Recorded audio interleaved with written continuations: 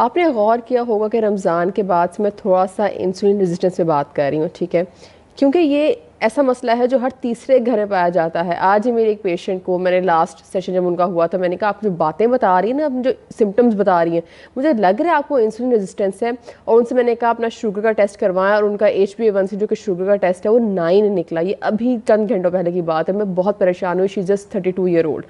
सो कहने का मकसद ये है कि जब मोटापा हो जाए तो ये मसला इतना साइलेंट है कि आपको हो जाएगा और आपको पता भी नहीं चलेगा। तो इंसुलिन रेजिस्टेंस का प्रॉब्लम क्या है कि दो इश्यूज की तरफ लेके जाता है आपको, या तो आपको शुगर करवा देगा या आपको PCOS करवा देगा, ठीक है। तो इससे टैकल करना एक खातून के लिए सबसे इंपॉर्टेंट बात है कि पहले इस मसले को हल करें तो वजन आपका ऑटोमेटिकली गिरना शुरू हो जाएगा। मैंने इस पे वीडियो भी बनाई थी, एक छोटी सी रील बनाई थी इंस्टाग्राम पे भी और टिकटॉक, हाँ दोनों पे अपलोड कर दी थी मैंने, कि बेसिकली इसकी निशानियाँ क्या होती हैं। मैं ज़रा शॉर्ट में थोड़ी सी दोबारा जो है बता देती हूँ, बाकी आप जाके वो रील देख लीजिए इंस्टाग्राम पे।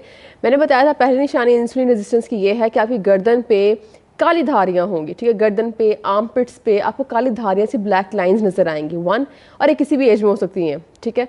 तो आप अगर छोटी एज है आपकी तो आपने फिर भी चेक करना है, ये नहीं कहना है कि मेरी तो छोटी एज है खैर है, पर अगर आपका वजन ज़्यादा है तो ये लाज भी चेक करें, काली धारियाँ। 2, वेस्ट आपकी 35 से अबव में तो लाजमी इंसुलिन रेजिस्टेंस होती है। तो जब ये दोनों इश्यूज हों तो आपने करना क्या है, 3 मोटी चीज़ें, एंड देन बाद में हम डिटेल में इस वीडियो को लेकर चलेंगे कि जब ये इस इशू की वजह से या PCOS होने की वजह से जब ये इशू हो जाता है तो आपने डाइट मैनेजमेंट क्या करनी है, डाइट का लेनी है।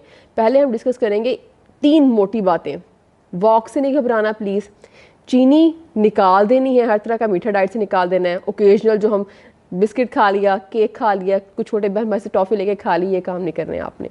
उसके बाद वॉक, फैट निकालना है आपने, वॉक, चीनी, फैट, ये 3 चीज़ें बड़ी इंपॉर्टेंट। चौथी चीज़ ये सप्लीमेंट आपने कौन सा इस्तेमाल करना है, बिकॉज सप्लीमेंट आपको डॉक्टर दवाइयाँ देगा। जब आपको PCOS हो जाती है तो क्या होता है, डॉक्टर आपको दवाइयाँ देते हैं, आप दवाइयाँ ले लेके तंग आ जाते हैं, फिर आप डाइटिशियन के पास आते हैं। और मुझे एक टिपिकल सी क्लाइंट है जो मुझे हर कोई बताता है हम तंग आ गए, कोई आसान तरीका बता दें कि हमारी डाइटिंग भी हो जाए, वजन भी कम हो जाए और हमें दवाइयाँ ना खानी पड़े, बिकॉज PCOS की दवाइयाँ ले लेके लोग तंग आ चुके होते हैं। तो आपने सप्लीमेंट कौन सा इस्तेमाल करना, बिकॉज सप्लीमेंट्स बहुत हेल्प करते हैं। तो I have a miracle supplement for you regarding this issue. ये काइंड ऑफ वाहिद सप्लीमेंट है जो यूज़ करने से ना आपकी दवाइयाँ भी PCOS वाली छूट जाती हैं अगर आप ये यूज़ करते हैं और उसका डाइटिंग वगैरह करते हैं। और बल्कि इसके ऑर्डर के साथ तो मैं पेशेंट्स को डाइट प्लान भी भिजवाती हूँ, एक फ्री जनरल डाइट प्लान, कि भाई इस तरह से अगर डाइट लेंगे तो आपका मसला काफ़ी हद तक ठीक हो जाएगा।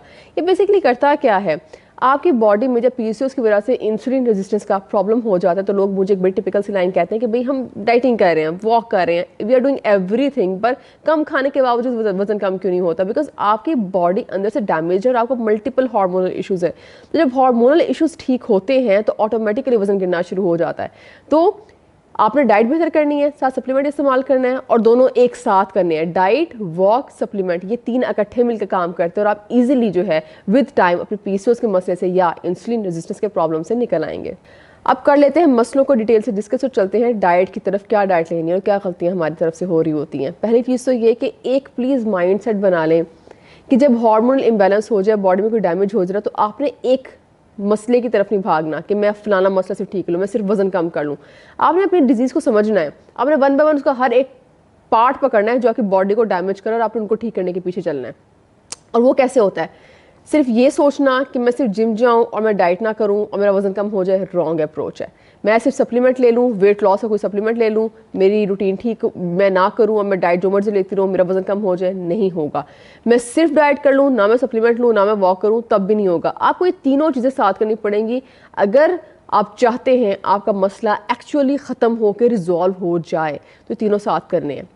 पॉइंट नंबर 1 में ये था शुगर, मैंने आपको बात की थी, चीनी का इस्तेमाल नहीं करना। और एक बहुत बड़ी गलती करते हैं लोग, जो कि मेरे अपने फादर भी कर रहे थे, वो भी डायबिटिक हैं, तो वो क्या कर रहे थे, मैंने उनको चीनी छुड़वा दी। चीनी को हमारे घर में यूज़ ही कोई नहीं करता। फिर मैंने उनको एक दिन देखा वो चाय के अंदर 3 चम्मच शक्कर डाल के यूज़ कर रहे थे। बात तो वहीं आ गई ना, आपने मीठी चीज़ों का परहेज़ करना है। चीनी, शहद, शक्कर, डायबिटिक, इंसुलिन रेजिस्टेंस, PCOS, इन दोनों में मसला है इंसुलिन का इशू आता है, ठीक है, इसकी रेजिस्टेंस का इशू आता है। तो इसमें गाइडलाइन यही होती है, चीनी, शहद, शक्कर से परहेज़ करना है, जगह जगह से उठा के चीज़ें नहीं खानी, किसी से कुछ ले लिया, कोई मीठा खा लिया और कहने को क्या किया, मैंने एक टुकड़ा ही तो खाया है। अच्छा, पेशेंट्स मुझे ना अक्सर कहते होते हैं कि ना बड़ी अच्छी डाइट रही, पर मैंने तीसरे दिन केक का एक टुकड़ा खा लिया, चौथे दिन मैंने जरा बिस्किट जैसा खा लिया था। जब आप छोटी छोटी मिस्टेक्स करते हैं ना, ये आपको डाइटिंग के उस साइकिल से बाहर ले आती है, तो ये नहीं करना। उसके बाद दूसरा पॉइंट ये फैट, चर्बी का इस्तेमाल बेहतर है आप ऑलिव ऑयल में खाना बनाने की बजाय आप ऑलिव्स खा लिया करें। जितना खाने का तेल हो सकता है निकालने की कोशिश करें। खाने का तेल कुछ जगहों पे ऐसे इस्तेमाल हो रहा था, जैसे भिंडियाँ और करेले, इनका सीज़न आया, करेले भी हम फ्राई करके बनाते हैं, भिंडियाँ भी फ्राई करके बनाते हैं, फिर फ्राई करके भरे हुए करेले बनाते हैं, बेचारे जल जाते हैं ऊपर से, फिर हम कहते हैं हाँ हूँ चस आई है। मतलब अब जायका तो अब बनेगा ना जब करेले जल जाएगा ऊपर से, उसका हल्का सा कड़वाहट वाली चीज़ अच्छी लग रही होती है। सो हम अच्छी खासी डाइट को ना खुद ही ख़राब कर देते हैं। और यही चीज़ें मैं हमेशा एक बात कहती हूँ कि अल्लाह की बनाई चीज़ों में कोई प्रॉब्लम नहीं थी। करेले और भिंडी में प्रॉब्लम नहीं है, हम क्यों भाई इस तरह से बनाते हैं। दाल में कोई प्रॉब्लम नहीं है, हम तड़का लगाते हैं उसको, और हम बहुत चीज़ों के साथ ये सलूक करते हैं। अब चिकन ग्रिल भी बन सकता है, पर चिकन मखनी भी बन सकती है, दाल सिंपल भी बन सकती है, पर दाल मखनी भी बन सकती है। तो दैट्स अप टू यू कि आप किस तरह की डाइट जो है वो खाने के शौकीन और अपने अपनी ज़ुबान को क्या जायके की आदत डाल दी है। जिस जायके की आदत डालेंगे फिर गड़बड़ें होती हैं। तो अपने इश्यूज़ के हिसाब से अपनी डाइट को और अपने खाना बनाने के तरीक़ों को इम्प्रूव करना is very very important. Walk के पॉइंट पे बहुत फोकस करें। पहली बात, पहला मसला कि वॉक करने किस टाइम पे है। कोशिश करें अगर एक्चुअल वज़न सही से उतारना है ना तो वॉक करें खाली पेट। दो तरह के खाली पेट होते हैं। सबसे बेस्ट तरीका है कि उठते साथ नमाज की बात करें, खाली पेट ब्लैक कॉफ़ी पी और वॉक कर ली। दूसरा पॉइंट, दिन में नहीं हो सकती, कोई मसला है, पर कोशिश करें दिन में ही करें। पर अगर नहीं हो सकती, बिल्कुल ही नहीं हो सकती, आप शाम को करें, दिन में किसी भी टाइम फिर कर लें, शाम को कर लें। करना क्या है, वॉक से पिछले 3 घंटे पहले आपका पेट खाली होना चाहिए।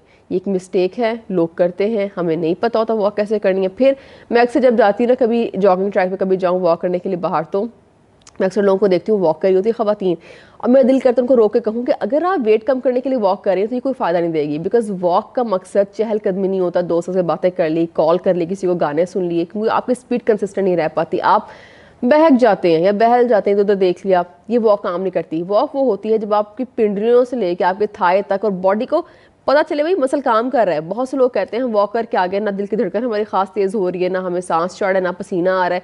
लाइक इफ़ पसीना ही नहीं फॉर एग्जांपल आ रहा, तो इसका मतलब है कि आपकी वॉक की इंटेंसिटी तो वो बनी नहीं थी जो बॉडी को चाहिए थी। तो वज़न कम करने के लिए वॉक की टाइप जो होती है थोड़ी मुख्तलिफ होती है। मतलब वॉक में जब तक इधर रोना ना आ जाए कि या अल्लाह कहाँ कितने मसल जब अच्छे वाले पंप करते तो अच्छी खासी तकलीफ होती है, जब तक वो उस स्टेज तक नहीं पहुँचते ना, तो इसका मतलब वॉक उस इंटेंसिटी की नहीं हो रही। इसलिए आई प्रेफर ट्रेडमिल्स। पर अगर वो नहीं हो सकती तो बेहतर है बाहर जाके वॉक कर ले, नो प्रॉब्लम। पर वॉक की जो स्पीड है, वॉक की जो कंसिस्टेंसी है, दैट डिपेंड्स अपॉन यू। आपने अच्छी कर ली तो अच्छी बात होगी, नहीं की तो फिर वही बात है, आप चहलकदमी करके आ जाएंगे, वजन कम नहीं होगा। फिर ये पॉइंट बहुत छोटू सा है, इंटरमिटेंट फास्टिंग। इस पर मैंने क्योंकि एक डिटेल वीडियो बनाई हुई है, पर मैं इसमें थोड़ी सी अपडेट देना चाहूँगी। इंटरमिटेंट फास्टिंग की कुछ टाइप्स होती हैं। आपको 8 आवर्स विंडो वाली इंटरमिटेंट फास्टिंग की वीडियो मेरे इंस्टाग्राम पे बड़े आराम से मिल जाएगी, वो जाके देख लीजिएगा। तो इंटरमिटेंट फास्टिंग कर लें अगर आपको नॉर्मल डाइट से आपको लगता है आपको फ़र्क नहीं पड़ता। पर इंटरमिटेंट फास्टिंग की फिर 2 टाइप्स होती हैं। दूसरी टाइप है जो मैं करती हूँ, जो दिन में 2 दफ़ा खाना खाते हैं, एक सुबह और एक शाम, दैट्स इट। और ये हर किसी पे नहीं चलती बिकॉज थोड़ी सी डिफ़िकल्ट है, पर जिसको आदत हो जाए तो मुझे जैसे फ़र्क नहीं पड़ता, मुझे भूख नहीं लगती बीच में, क्योंकि मुझे पता है कि मेरी बॉडी इससे ज़्यादा डिमांड नहीं करती। Like I feel perfectly healthy, मुझे कोई मसला नहीं होता। सो ये पर्सन टू पर्सन डिफर करता है। तो आपकी बॉडी का आपको पता होना चाहिए कि आपको भूख या हंगर पैंग्स किस टाइप के लगते हैं। स्लोली एंड स्टडीली कोई भी टाइप ऑफ डाइट जो है वो अपने लाइफस्टाइल के अंदर आप ऐड कर लें, इनकॉर्पोरेट कर लें, तो किसी भी तरह की डाइट जो है बॉडी फॉलो कर सकती है। बस ये है कि आप आराम आराम से स्लोली स्टेप्स लें, डाइट थोड़ी थोड़ी कम करें, करते करते करते इंटरमिटेंट फास्टिंग पे आ जाए। पीसीओएस के लिए बेस्ट अप्रोच है अगर आप इंटरमिटेंट फास्टिंग करते हैं किसी भी टाइप की, तो वो हर तरह से हर लिहाज से बहुत अच्छी है। फ्रूट्स का point is very important, specifically गर्मी में इसको डिस्कस करना बहुत ज़रूरी है, बिकॉज फ्रूट्स को लेकर बहुत मिस्टेक होती है। क्योंकि फ्रूट की 2 कैटेगरीज हैं। मैं फ्रूट्स पे एक डिटेल वीडियो बनाऊंगी विद ग्रामेज, कितने ग्राम का फ्रूट आप खा सकते हो, उसकी कितनी कैलोरीज होंगी, डिटेल वीडियो से बनाऊंगी अच्छी सी, ठीक है। पर फिलहाल के लिए अगर मोटी मोटी रिकमेंडेशन में दूँ तो वो ये होगी कि आपने फ्रूट खाना दिन के पहले हिस्से में कोशिश करें 11 बजे वाला जो स्नैक है वो फ्रूट हो जाए, ठीक है। फ्रूट की कैटेगरी 1 जो है जो आप इस्तेमाल आराम से कर सकते हैं, दैट इज़ उसमें क्या क्या आता है। इट इंक्लूड्स एप्पल्स, पीच, अमरूद, एप्रिकॉट्स, खुबानी, आलू बुखारा। ये वाली वो चीज़ें हैं जो आप इस्तेमाल कर सकते हैं, कोई प्रॉब्लम नहीं। इनमें से कोई भी डेली कोई एक ले लिया, ठीक है, जस्ट 1, नॉट इनका इकट्ठे लेने ये, ठीक है। उसके बाद दूसरी कैटेगरी जो प्रॉब्लमेटिक है, जिसकी सर्विंग साइज़ बहुत मैटर करती है, कि अगर आपने सर्विंग साइज़ ज़्यादा ले लिया, क्वांटिटी ज़्यादा ले ली तो गड़बड़ हो जानी है, वो है मैंगो और वाटरमेलन, ठीक है। ये भी इस्तेमाल कर सकते हैं, पर तरीके से इस्तेमाल करना होता है। अच्छा जी, उसके बाद बहुत ज़रूरी एक चीज़, इन फ्रूट्स के जूसेस बना के नहीं पीने। जब इंसुलिन रेजिस्टेंस की बात आए, और पीसीओएस की बात आए तो प्लीज़ फ्रूट जूसेस नहीं पीते, ये चीज़ बहुत गलत होती है कि आपको अच्छा खासा काम ख़राब कर देगी। अगर आपका पेट भरता नहीं है, आप फ्रूट जूस ही पी लेते हो, फिर आपको 2 घंटे बाद फिर भूख लग जाएगी, आप फिर कुछ खा लेंगे, कैलोरीज भी ऊपर चली जाती है, शुगर कार्बोहाइड्रेट्स लेवल भी बहुत ऊपर चले जाते हैं बॉडी के, तो ये गलत अप्रोच है। फ्रूट खाएं, पिए नहीं।